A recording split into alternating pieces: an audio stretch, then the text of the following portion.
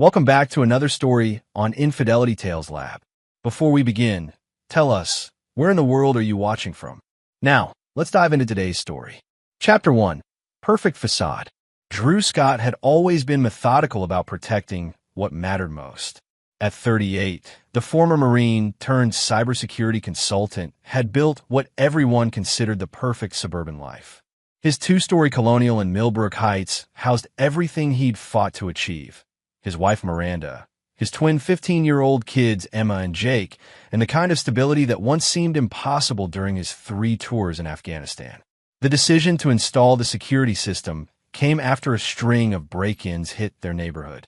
Drew had researched every option, finally settling on Sentinel Pro's comprehensive package: 12 cameras, motion sensors, and most importantly, 24/7 cloud storage with remote monitoring. Seems like overkill, Miranda had said, watching the technicians wire their home like Fort Knox. She stood in their granite-countered kitchen, her dark hair pulled back, wearing that distant expression Drew had noticed more frequently lately. "We're not exactly living in a war zone." "Maybe not," Drew replied, testing the app on his phone.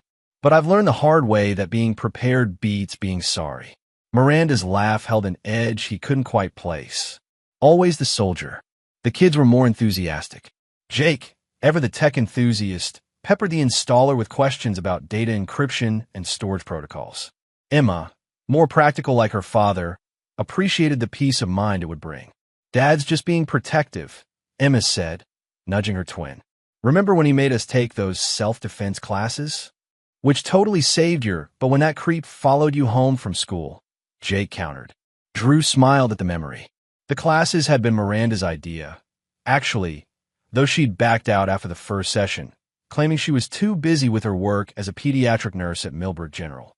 That should have been the first red flag, Drew would later realize.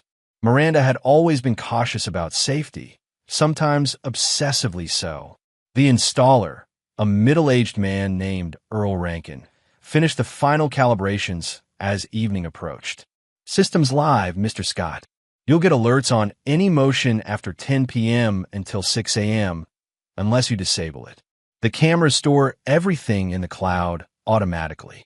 "What about accessing the footage?" "Real simple. Log into your account on any device. Company policy requires we keep a backup monitoring service for the first month, just to make sure everything's working properly."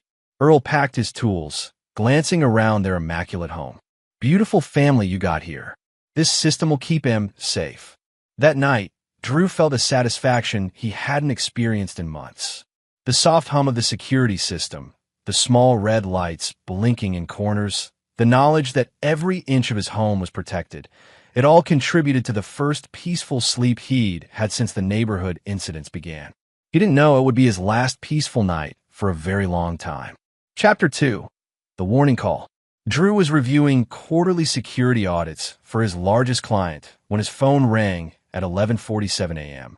The caller ID showed Sentinel Pro's service number. "Mr. Scott, this is Earl Rankin from Sentinel. I installed your system yesterday. Everything working okay?" A long pause. "Sir, I need to ask you something, and I want you to listen carefully. Where are you right now?" The tone made Drew's combat instincts flare. "At my office downtown." "Why? Are your children at school?" "Earl, what the hell is going on?" "Sir, I monitored your system last night as part of our standard protocol." Earl's voice was shaking. "I saw the 3 a.m. footage from your kitchen camera. I had to step away from my desk. Made me physically sick." Drew's blood chilled. "What did you see?" "I'm deleting the footage permanently. As a father speaking to another father, get your kids and leave that house. Today." "Why? What happened?" Earl paused. "Sir, what I saw your wife doing? Stay away from her. I've already notified the police, but you need to move fast." The line went dead. Drew's mind raced through possibilities, none of them good. Miranda had left early that morning for her shift at the hospital, kissing him goodbye with the same routine affection she'd shown for months. The kids were at Millbrook High, safe in their classes. He called the school first, using the family emergency code they'd established years ago. "This is Drew Scott, Emma and Jake's father. I need them released immediately for a medical emergency." 20 minutes later, both kids were in his truck, confused and concerned. "Dad, what's wrong?" Emma asked. "You look like you've seen a ghost." "We're going to stay at Uncle Sam's for a few days," Drew said, referring to his brother who lived an hour outside the city. "There might be a problem with the house." Jake frowned. "What kind of problem?" Drew gripped the steering wheel tighter. "The kind that requires us to be somewhere else while it gets sorted out."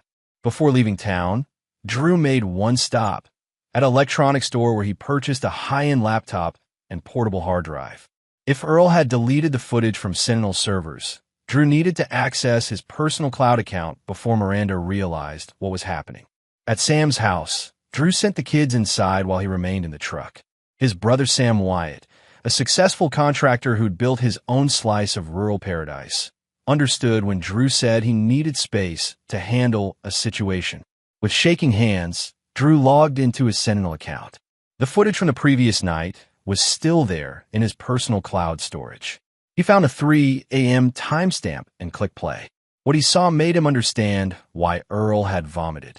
The kitchen camera showed Miranda, his wife of 17 years, moving with practiced efficiency. She wore latex gloves and had laid out various items on the counter: small glass vials, a syringe, and what appeared to be prescription bottles. But that wasn't the horrifying part. The horrifying part was watching her prepare what looked like doctored food and drinks, methodically adding substances from the vials. She labeled containers with masking tape, writing D.E. and J, his and the kids' initials. Then she placed everything in specific locations in the refrigerator and pantry. Drew watched 23 minutes of footage, his wife moving through their kitchen like a chemist preparing poison. The final moments showed Miranda cleaning up, disposing of the gloves and vials in a garbage bag, then carrying the bag outside. The camera lost sight of her, but she returned empty-handed 15 minutes later. Drew's hands were shaking as he copied the footage to his hard drive. His wife, the mother of his children, the woman he'd trusted with everything, was systematically drugging their family. But why? And for how long? As he stared at the screen, Miranda's behavior over the past months began making terrible sense. Her increased interest in cooking special meals, her insistence that they eat together as a family, the gradual changes in how he and the kids had been feeling, the fatigue, the occasional dizziness, the minor memory lapses they'd all attributed to stress. Drew realized they'd been living with a predator who'd been slowly poisoning them. The only question now was what she planned to do once whatever she was giving them reached its intended effect. Chapter 3: Unraveling the Web. Drew spent the next 2 days in Sam's basement, using his cybersecurity skills to dig into Miranda's digital life while the kids believed they were on an impromptu vacation. What he discovered painted a picture of betrayal so comprehensive it challenged everything he thought he knew about his wife. Miranda's laptop, which he'd accessed remotely using credentials she'd never changed, revealed months of encrypted communications. Drew's military training and intelligence gathering served him well as he broke through her amateur security measures. The emails told a story of calculated deception. The primary correspondent was someone named Billy McMillan, whose messages revealed an intimate relationship that had been developing for over 8 months. But Billy wasn't just an affair. He was a nurse practitioner at Millbrook General, Miranda's colleague, and based on their conversations, her co-conspirator. "The insurance money will set us up perfectly," read one message from Billy dated 3 weeks ago. "Just make sure the dosages remain gradual. We can't have the toxicology reports showing acute poisoning. Chronic exposure will look like a tragic medical mystery." Miranda's response chilled Drew to the bone. Drew's military benefits and life insurance totaled $2.8 million. The kids' trust funds add another $400K. "I've been patient this long. A few more weeks won't matter." Drew discovered that Miranda had been researching undetectable poisons for months. Her search history showed queries about ricin, digitalis, and various pharmaceutical combinations that could mimic natural health complications. She'd even researched how long it took for certain toxins to clear a victim's system post-mortem. But the most damaging evidence came from Miranda's medical records, which she'd carelessly stored in her cloud account. She'd been seeing a therapist for family transition anxiety and had been prescribed anti-anxiety medication. Her therapy notes, illegally accessed through her healthcare portal, revealed her true feelings about their marriage. "I feel trapped in this suburban prison," she told Dr. Melody Grant 6 months ago. "Drew's military mentality suffocates me. The kids are extensions of his control. I dream about starting over, somewhere warm, with someone who understands me." The therapist had recommended marriage counseling. Miranda had never mentioned it to Drew. Further digging revealed Billy's background. He'd been fired from 2 previous hospitals for boundary violations with patients and had filed for bankruptcy twice.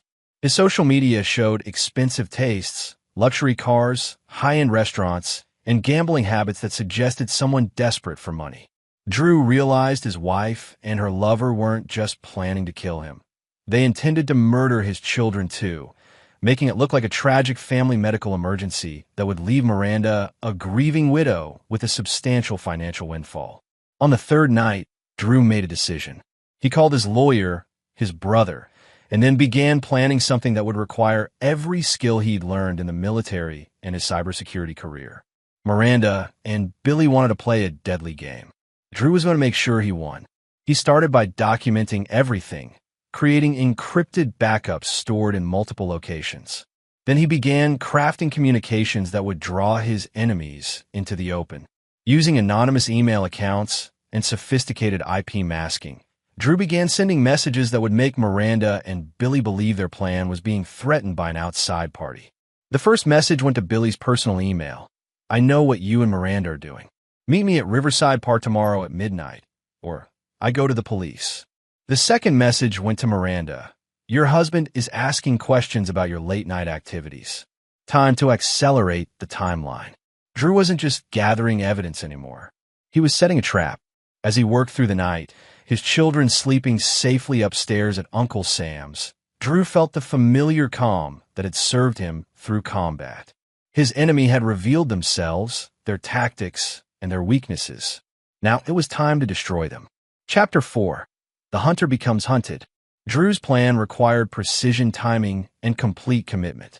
Over the next week, while maintaining the illusion that he and the kids were still hiding out at Sam's, he orchestrated a psychological campaign designed to fracture Miranda and Billy's partnership. The first phase involved making Miranda believe Billy was losing his nerve. Drew sent carefully crafted messages to Billy's phone, spoofing Miranda's number. "I can't do this anymore. Drew is suspicious. Maybe we should call it off." Billy's panicked response came within minutes. "You can't back out now. I've already quit my job and made arrangements. We're too far in." Drew forwarded Billy's response to Miranda from an anonymous account with a message. "Your boyfriend is getting desperate. Desperate people make mistakes." Within hours, Miranda was blowing up Billy's phone. Drew monitored their communications, watching their trust erode in real time. The psychological pressure was working. They were turning on each other. But Drew's real masterstroke came from his military contacts. His former unit commander, Colonel Justin Summers, now worked in Army criminal investigation. A single phone call provided Drew with resources that civilian law enforcement couldn't offer. "You're talking about conspiracy to commit murder, Drew," Justin said over a secure line. "What do you need?" "Evidence that'll stick. These two are smart enough to lawyer up the moment local cops get involved. Send me everything you've got. We'll coordinate with the FBI's domestic terrorism unit." Attempted mass murder of a veteran's family falls under federal jurisdiction. Drew uploaded terabytes of evidence to Justin's secure server. The security footage, the poisoned food analysis, which Sam had helped him conduct using his contractor connections to a private lab, financial records showing Billy's debts, and communications proving premeditation. The second phase of Drew's plan required him to return home. He called Miranda from a grocery store parking lot near their house. "Hey, I think we overreacted." The security company said it was probably just a technical glitch with the cameras. "The kids are getting restless at Sam's." Miranda's relief sounded genuine. "Well, thank God. I was starting to worry you'd found out about." She caught herself. "Found out about what?" "Nothing. Just word drama. When are you coming home?" "Tonight. Can you make that pasta dish the kids love?" There was a pause that lasted too long. "Of course. I'll make sure everything's perfect." Drew smiled grimly. He was counting on it. That evening, Drew entered his house for the first time in over a week. Miranda greeted him with an embrace that felt like a performance. The kids hugged their mother, unaware they were embracing someone who'd been planning their deaths. Dinner was exactly what Drew expected: Miranda's special pasta sauce, bread she'd bake herself, and freshly squeezed lemonade. She served everyone with the same loving attention she'd shown for years, except now Drew knew what was in the food. "This tastes incredible, Mom," Jake said, twirling his fork. "Secret ingredient," Miranda replied, smiling at Drew. "Family recipe." Drew had prepared for this moment. Earlier, he'd swapped out the family's plates with identical ones he'd purchased, each equipped with a small recording device disguised as a decorative element. He'd also taken precautions to avoid consuming anything Miranda prepared. "I'm not very hungry," he said, pushing food around his plate. "Think I picked up a stomach bug." Miranda's eyes flashed with concern that looked real enough to fool the kids. "You should eat something. Keep your strength up. Maybe later." Over the next hour, Drew watched his wife encourage their children to clean their plates, to drink their lemonade, to have seconds of the bread. Each bite they took was captured on audio, documenting her active participation in their poisoning. But Drew had made sure the food was harmless. His final preparation had involved breaking into their house earlier that day and replacing everything in Miranda's poisoning kit with harmless substitutes: food coloring instead of toxins, saline instead of concentrated chemicals. Miranda didn't know her murder weapons had been neutralized. After dinner, as the kids settled in to watch a movie, Drew received a text from Justin. "Team is in position. Subject 2 is en route to your location." Billy was coming to the house, just as Drew had planned. Chapter 5. Closing the Net. At 10:47 p.m., Billy McMillan parked 2 blocks away from the Scott house and approached on foot, exactly as Drew had predicted. Drew watched him through the security cameras, noting Billy's nervous energy and the small backpack he carried. Drew had spent the day planting evidence that would panic Billy into making this exact move. A fake police report suggesting the investigation was closing in, combined with a spoofed message from Miranda asking for an emergency meeting, had drawn Billy out of hiding. Miranda was upstairs, believing Drew and the kids were asleep. She'd given them the poisoned food 3 hours ago and was waiting for symptoms that would never come. Drew could hear her pacing in their bedroom, probably wondering why her plan wasn't working. Billy used the spare key Miranda had given him, another detail Drew had discovered in their communications. He entered through the back door, moving with the clumsy stealth of an amateur. Drew was waiting in the kitchen, sitting at the island with a cup of coffee, looking completely relaxed. "Hello, Billy."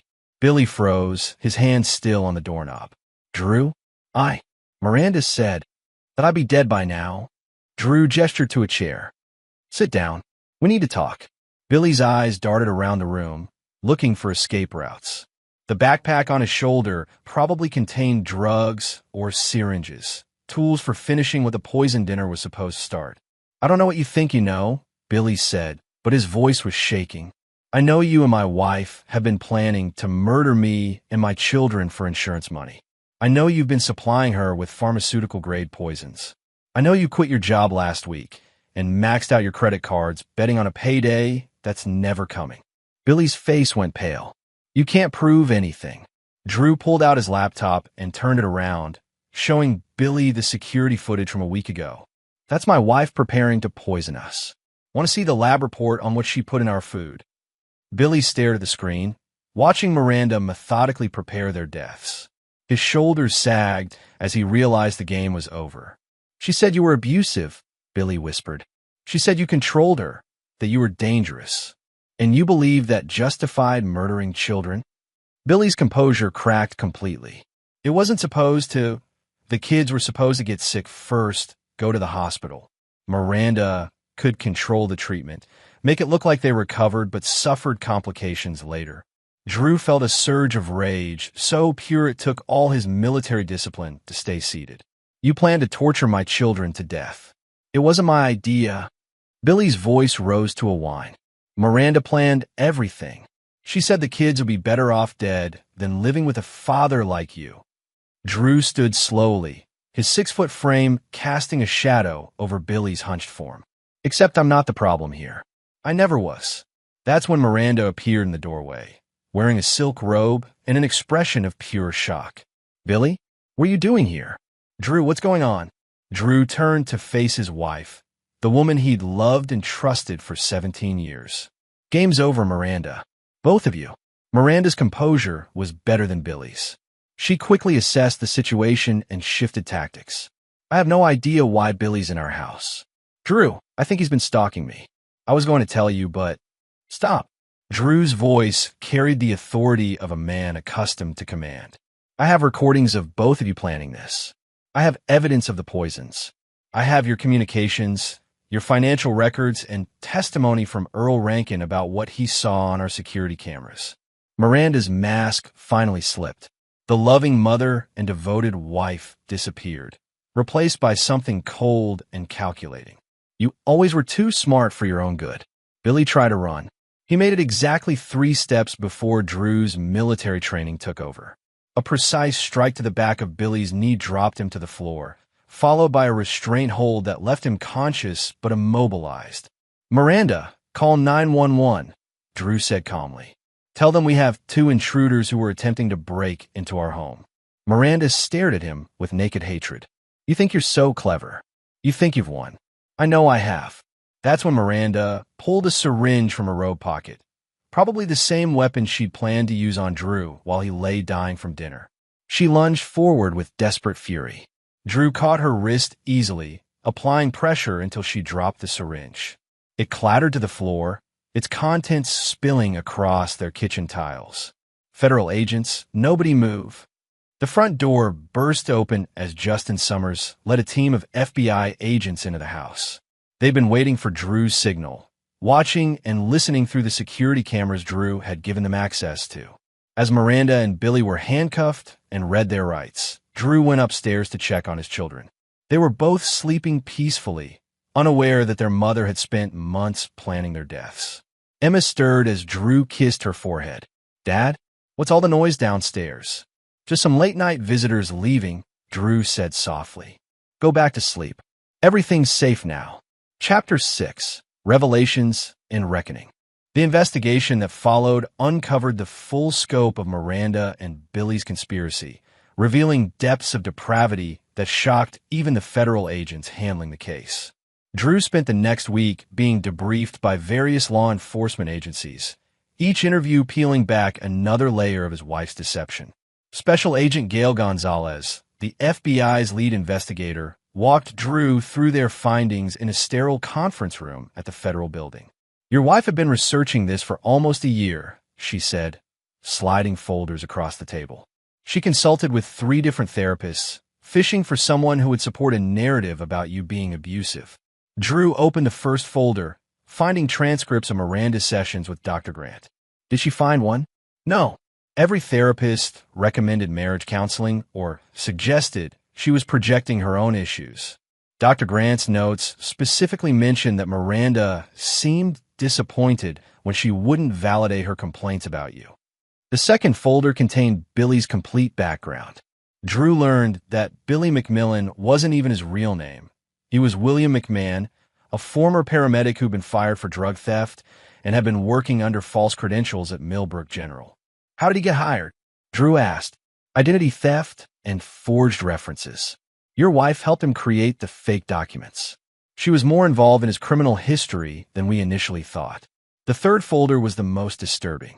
It contained Miranda's internet search history going back 18 months, showing a progression from general unhappiness to researching divorce settlements, then undetectable poisons, and finally life insurance fraud.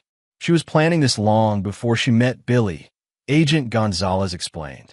Billy gave her access to pharmaceuticals and medical knowledge, but the core idea was already formed. Drew studied timestamps on the searches. They coincided with Emma and Jake's 14th birthday party, a day he remembered as happy and normal. While he'd been grilling hamburgers and watching his children laugh with friends, Miranda had been upstairs researching ways to kill them all. What about the kids? Did she ever? The lab results showed trace amounts of sedatives in their systems, but nothing fatal. She was building up their tolerance gradually, probably to avoid suspicion when the final doses were administered. Drew closed the folders, processing the magnitude of Miranda's betrayal. How long do I have before this goes to trial? Probably 8 to 10 months. But Drew, there's something else. Agent Gonzalez produced a fourth folder, this one marked with federal security classifications. We found evidence that this wasn't Billy's first rodeo.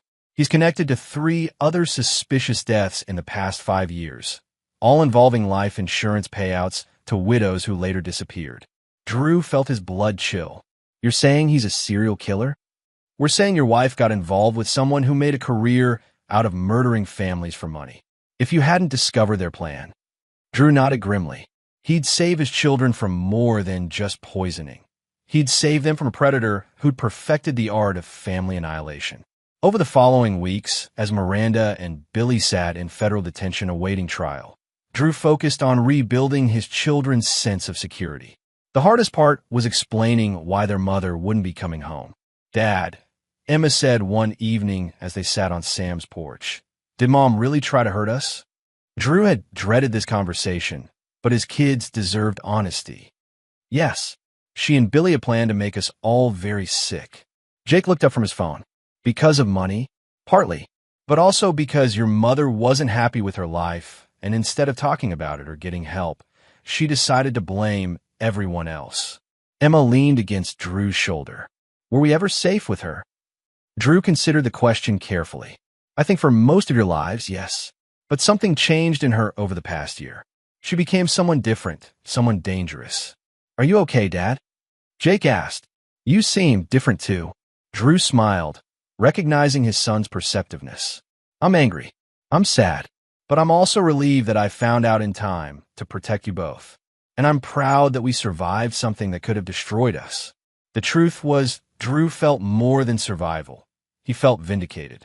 Every protective instinct that Miranda had mocked, every security measure she'd called overkill, every careful decision she'd labeled as controlling had ultimately saved their lives. His military training hadn't made him paranoid. It had made him prepared. His love for his children hadn't made him overprotective. It had made him vigilant. His refusal to ignore his instincts hadn't made him distrustful. It had made him a survivor. As the weeks passed and the federal case built toward trial, Drew began planning their future. Sam offered to sell him land adjacent to his property, where Drew could build a new house for his family. Somewhere without the memories of betrayal, somewhere they could start fresh. But first, he wanted to see Miranda and Billy face justice for what they'd attempted. Drew Scott had always been methodical about protecting what mattered most. Now, he was about to be methodical about ensuring his enemies paid the full price for threatening it. Chapter 7. The Trial of Truth. 6 months later, Drew sat in the front row of federal district court as prosecutors outlined the case against Miranda Scott and William McMahon. The media had dubbed it the Poison Family Trial, and the courtroom was packed with reporters, legal observers, and families of Billy's other suspected victims. Miranda had hired Rodney Kruger, one of the city's most expensive defense attorneys, using funds Drew suspected came from accounts he hadn't yet discovered. She'd lost 30 pounds during her detention and had styled herself to look like a victim. Simple clothes, minimal makeup, and a demeanor that suggested wounded innocence. Billy had taken a different approach. His public defender had negotiated a plea deal in exchange for testimony against Miranda. He sat at the prosecution table, no longer the cocky predator who'd entered Drew's kitchen with murder on his mind.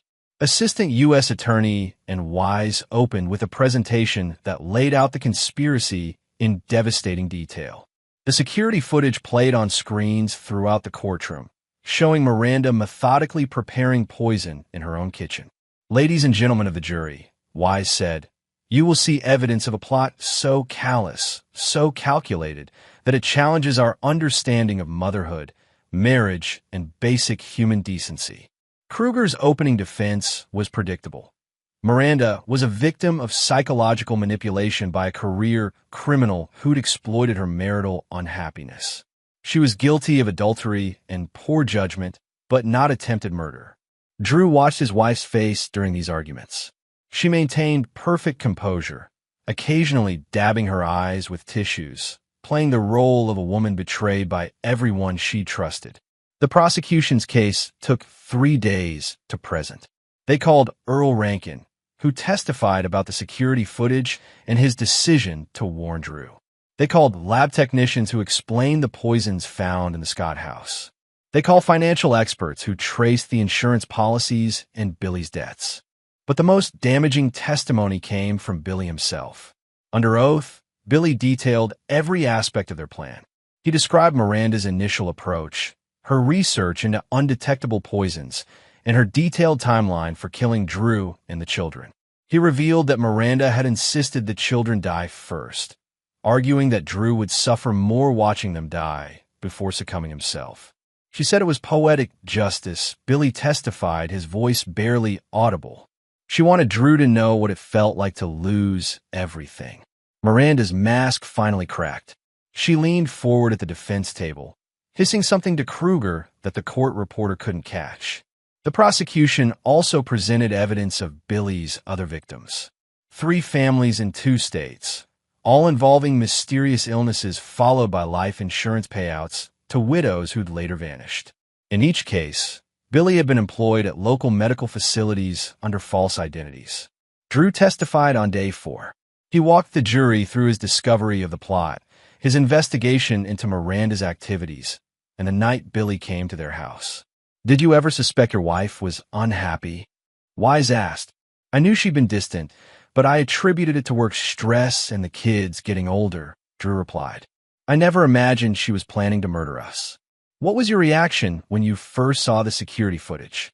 Drew looked directly at the jury. "Disbelief, then horror, then determination. Someone was threatening my children, and I was going to stop them." Kruger's cross-examination attempted to paint Drew as a controlling husband whose military background had created an oppressive home environment. But Drew's calm responses and detailed examples of Miranda's autonomy undermined the narrative. "Mr. Scott, isn't it true that you installed those security cameras to spy on your wife?" "I installed them to protect my family from the break-ins that were happening in our neighborhood." "But you used them to violate your wife's privacy." "I used them to document my wife attempting to poison my children." Miranda's defense lasted 2 days. She took the stand in her own defense, tearfully describing years of emotional abuse and control. She claimed Billy had convinced her that Drew was planning to leave her destitute and take the children away. "I never intended to hurt anyone," she sobbed. "Billy said we were just going to make Drew sick enough to scare him, to make him realize he needed to treat me better." But the prosecution's rebuttal was devastating. They played recordings of Miranda's conversations with Billy, including one where she explicitly discussed killing the children. "They'll never forgive me for leaving Drew. It's better if they don't have to choose sides." They presented evidence that Miranda had researched Drew's life insurance policies and the children's trust funds before she'd even met Billy. They showed internet searches for quick-acting heart attack drugs and undetectable child poisons that predated her first contact with Billy by months. The jury deliberated for 6 hours. When they returned, the foreman stood to deliver their verdict. "On all counts of conspiracy to commit murder, we find the defendant Miranda Scott guilty. On all counts of attempted murder, we find the defendant Miranda Scott guilty. On conspiracy to commit insurance fraud, we find the defendant Miranda Scott guilty." Miranda collapsed at the defense table, her performance finally abandoned. For the first time since her arrest, she looked directly at Drew, and he saw something in her eyes he'd never seen before: pure, undiluted hatred. Judge Cecil Hodge scheduled sentencing for the following month, but indicated that Miranda was facing multiple life sentences without possibility of parole. As the courtroom emptied, Drew felt a weight lift from his shoulders that he hadn't realized he'd been carrying. Justice wasn't just about punishment, it was about validation. The system had confirmed what he'd known from the moment he saw that security footage. He wasn't paranoid, controlling, or abusive. He was a father who'd saved his children from a monster. Emma and Jake, who'd been staying with Sam during the trial, were waiting outside the courthouse. They wrapped their arms around their father as reporters shouted questions and cameras flashed. "Is it over?" Emma asked. "The trial is," Drew replied. "Now we get to start living again." Chapter 8. The Reckoning. The sentencing hearing 3 weeks later drew an even larger crowd than the trial. Victims' families from Billy's other cases had traveled from across the country to see justice done. Drew sat with Emma and Jake, flanked by Sam and Justin Summers, as Judge Hodge prepared to deliver Miranda's fate. But before sentencing, the judge allowed victim impact statements. Drew had debated whether to speak, but his children had convinced him it was necessary. "Your Honor," Drew said, standing at the podium, "Miranda Scott wasn't just my wife. She was the mother of my children, my partner in building what I thought was a loving home. The betrayal of that trust goes beyond anything I can adequately express." He looked directly at Miranda, who sat shackled at the defendant's table, her attorney having abandoned any pretense of defense.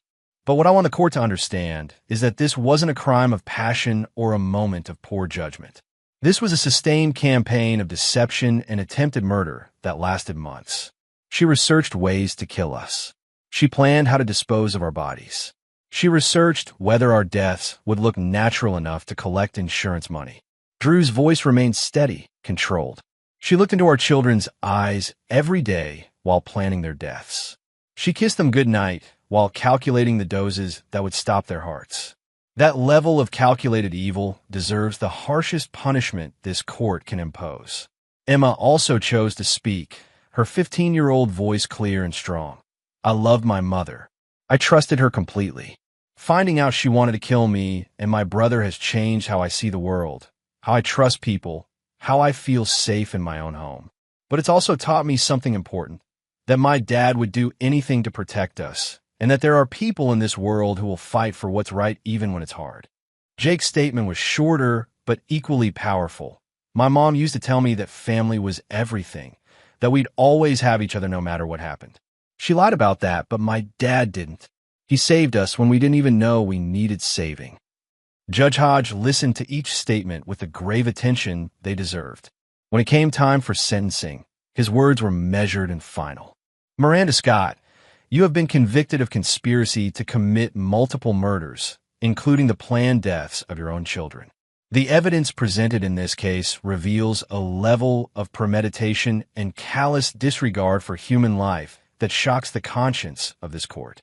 He paused, allowing the weight of his words to settle over the courtroom. "The prosecution has requested life imprisonment without the possibility of parole on each count, to be served consecutively. The defense has argued for concurrent sentencing with the possibility of parole after 30 years. Miranda remained motionless as Judge Hodge continued. "After careful consideration of the evidence, the victim impact statements, and the aggravating factors present in this case, I sentence you to life imprisonment without the possibility of parole on each count of conspiracy to commit murder, to be served consecutively. I additionally sentence you to 25 years for conspiracy to commit insurance fraud, also to be served consecutively." He looked directly at Miranda. "Mrs. Scott, you will never again have the opportunity to harm another family. You will spend the remainder of your natural life in federal prison, and that sentence begins immediately." As the bailiffs prepared to escort Miranda from the courtroom, she finally broke her composure. She turned to shout at Drew, her voice filled with venom. "You destroyed everything. You never deserved those children. You never deserved me." Drew watched his wife, former wife, being dragged from the courtroom, screaming threats and accusations. He felt no satisfaction in her punishment, only relief that the threat was finally, permanently removed. Billy McMahon, who had testified against Miranda in exchange for a plea deal, received 3 consecutive life sentences for his role in the Scott case and his previous murders.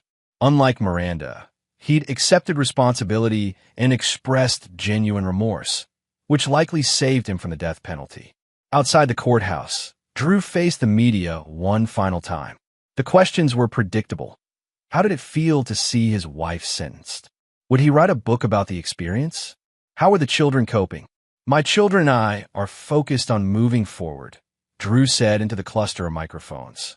"We're grateful for the justice system, for law enforcement, and for the people who supported us through this ordeal.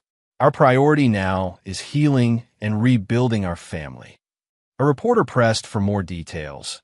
"Mr. Scott, Do you think you'll ever be able to trust another romantic partner? Drew considered the question seriously. Trust isn't something you give blindly. It's something you earn through consistent actions over time. My children have learned to evaluate people by what they do, not what they say. That's probably a good lesson for all of us. As they walked away from the courthouse, Emma linked her arm through Drew's. Dad, are you okay? Drew looked at his children, resilient, intelligent, and alive because he'd refused to ignore his instincts when something felt wrong. They were walking toward Sam's truck, toward their temporary home, toward a future that was uncertain but no longer threatened by betrayal from within. I'm better than okay, he said. I'm proud of us. Chapter 9, New Foundations. 1 year after Miranda's sentencing, Drew stood in the doorway of their new house, watching Emma and Jake arrange furniture in what would become their permanent home. The house sat on 20 acres adjacent to Sam's property, far enough from Millbrook Heights to feel like a fresh start, but close enough to maintain the kids' friendships and school connections. The design was Drew's own. Open concept for visibility, reinforced construction for security, and most importantly, a workshop where he could continue his cybersecurity consulting from home. He wanted to be present for every moment of his children's remaining time at home. Dad, where do you want the security system control panel? Jake called from the living room. Drew smiled at the question. The new house had an even more sophisticated security system than their old one, but this time it wasn't about protecting against unknown threats. It was about peace of mind for a family that had learned to be vigilant. Kitchen wall, where we can all see it, Drew replied. Emma appeared carrying boxes of her belongings. Are you going to be one of those dads who checks the cameras obsessively? Only until you're both 30, Drew deadpanned. Both kids laughed, real laughter, the kind that had taken months to return after the trial. They'd all undergone therapy, individually and as a family, working through the trauma of Miranda's betrayal. The therapist, Dr. Jesse Stevens, had helped them understand that survival wasn't just about physical safety. It was about learning to trust again, to build new relationships, and to recognize that not everyone who claimed to love them would betray that trust. Drew had been the slowest to heal, not from Miranda's betrayal, but from the guilt of not recognizing the threat sooner. Dr. Stevens had helped him understand that Miranda's deception was sophisticated precisely because she'd built it on a foundation of genuine love and trust that had lasted for years. You weren't naive, Dr. Stevens had told him during one session. You were normal. People who love their families don't spend their time looking for signs that their spouse might be a would-be murderer.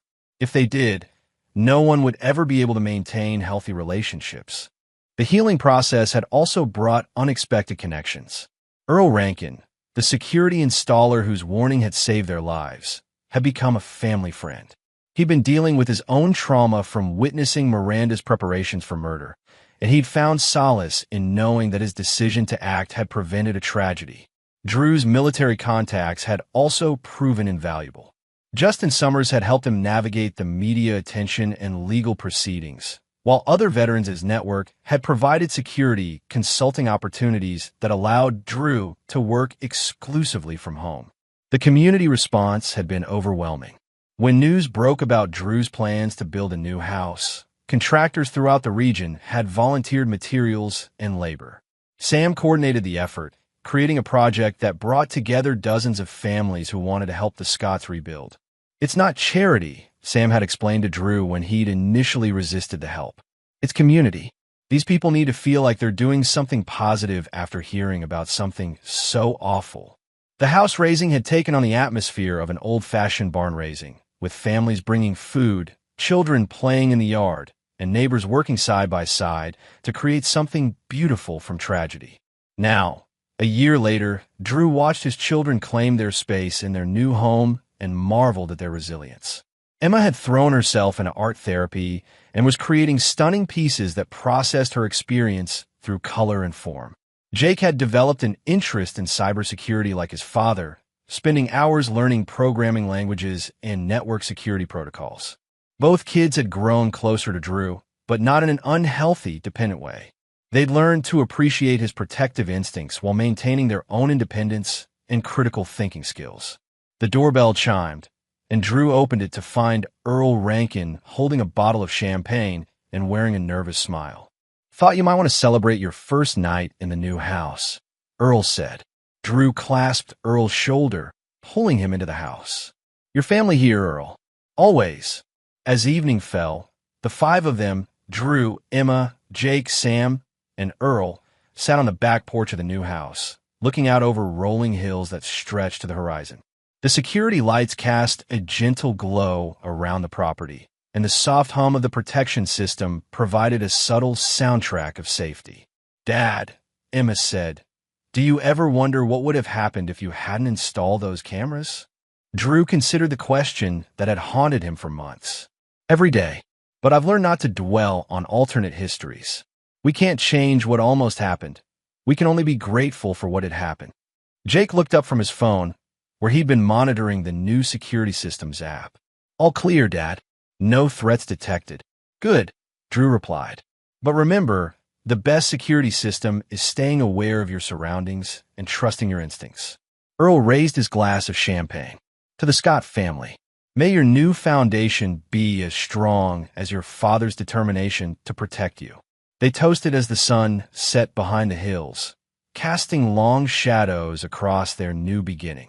Drew felt a deep satisfaction that had nothing to do with revenge or justice, and everything to do with the simple fact that his children were safe, happy, and learning to trust the world again.